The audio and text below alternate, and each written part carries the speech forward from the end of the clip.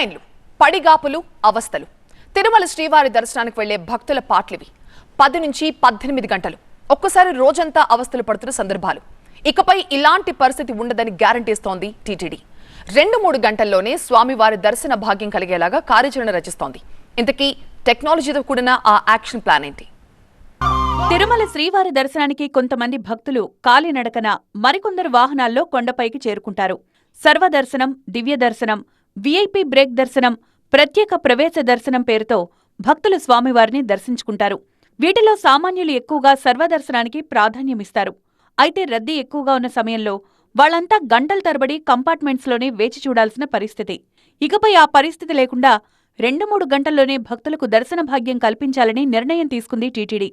ఇందుకోసం టెక్నాలజీని వాడుకోవాలని భావిస్తోంది.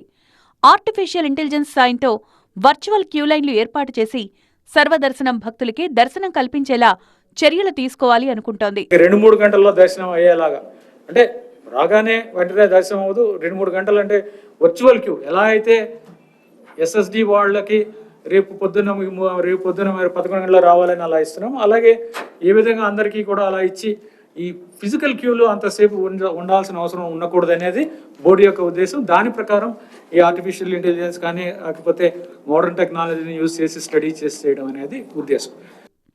కంకణం విధానం మళ్లీ అమల్లోకి తీసుకొస్తారనే ప్రచారం జరుగుతోంది.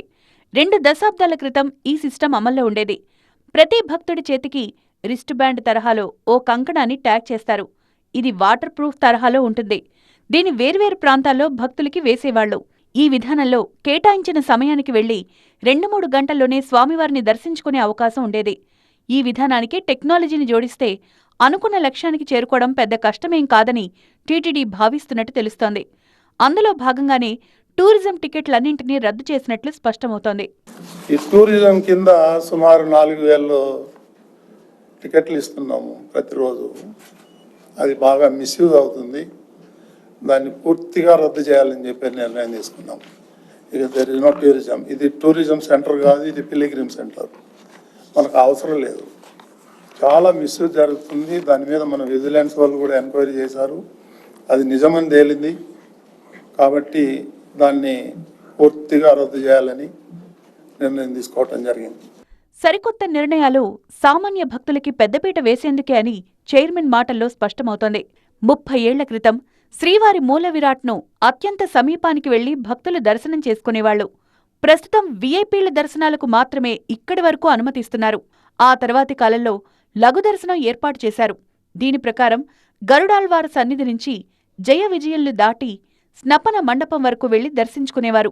ఆ తర్వాతి కాలంలో దీన్ని కూడా రద్దు చేసి గరుడాళ్వార్ సన్నిధి నుంచి దర్శనం కల్పిస్తున్నారు. దీనికి మహాలఘు దర్శనంగా పేరు పెట్టారు. అయితే భక్తులు మాత్రం లఘు దర్శనం కల్పించాలని కోరుతున్నారు. ఇలా చేస్తే దేవదేవుని సన్నిధిలో ప్రవేశించామన్న ఆనందానుభూతి కలుగుతుందని అంటున్నారు. దీనిపై పాలక మండలి ఆలోచించి నిర్ణయం తీసుకోవాలని విజ్ఞప్తి చేస్తున్నారు.